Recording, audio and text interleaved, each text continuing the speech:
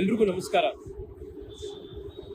ಬರೋ ಮಂಡೆಯಿಂದ BMRCL ಮತ್ತೆ state government ಮತ್ತೆ ಮೆಟ್ರೋ ಪ್ರೈಸ್ ನ 5% ಏರಿಸ್ತಾರೆ ಅನ್ನುವಂಥದ್ದು ನಿಮ್ಮೆಲ್ರಿಗೂ ಗೊತ್ತಿದೆ.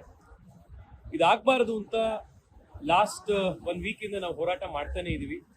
ನಾನು 2 ದಿವಸದ ಹಿಂದೆ ಪಾರ್ಲಿಮೆಂಟ್ ನಲ್ಲಿ union urban affairs minister Manohar Khattar ಅವರನ್ನು ಮೀಟ್ ಮಾಡಿ ಯಾವುದೇ ಕಾರಣಕ್ಕೂ ಮತ್ತೆ ಫೇರ್ ಹೈಕ್ ಆಗಬಾರದು, ಇದನ್ನು ನೀವು ತಡೆಗಟ್ಟಬೇಕು ಅಂತ ನಾನು ಅವರಿಗೆ ರಿಕ್ವೆಸ್ಟ್ ಮಾಡಿದ್ದೆ. ಇವತ್ತು ಕೂಡ ಅವ್ರ ಹತ್ರ ಮತ್ತೆ ಮಾತನಾಡಿ ಮತ್ತಷ್ಟು ದಾಖಲೆಗಳನ್ನು ಕಳಿಸಿ, ಹಿಂದೆ ಫೇರ್ ಫಿಕ್ಸೇಷನ್ ಕಮಿಟಿ ಮಾಡಿದಾಗಲೇ ಸಾಕಷ್ಟು ಮಿಸ್ಟೇಕ್ಗಳಾಗಿದೆ, ಅದನ್ನು ನಾವು ಮತ್ತೆ ಅದನ್ನು ಪರಿಷ್ಕರಿಸಬೇಕು ಅಂತ ಹೇಳಿತು. ಈಗ ಹೊಸದಾಗಿ ರಾಜ್ಯ ಸರ್ಕಾರ ಮಾಡಿರುವಂತಹ ಈ ಪ್ರಸ್ತಾಪ ಅನದರ್ 5% ಇನ್ಕ್ರೀಸ್ ಮಾಡಿ ಅಂತ ಮಂಡೆಯಿಂದ ಜಾರಿಗೆ ಬರಬೇಕು ಅಂತ ಇರುವಂತಹ ಈ ಪ್ರಸ್ತಾಪಕ್ಕೆ ನೀವು ನಿಲ್ಲಿಸಬೇಕು. ನೀವೊಂದು ಪರಿಷ್ಕರಣೆ ಮಾಡೋವರೆಗೂ ಇದು ಜಾರಿಗೆ ಬರಬಾರದು ಅಂತ ನಾನು ಅವರಿಗೆ ಮತ್ತೆ ಒತ್ತಾಯ ಮಾಡಿತ್ತು.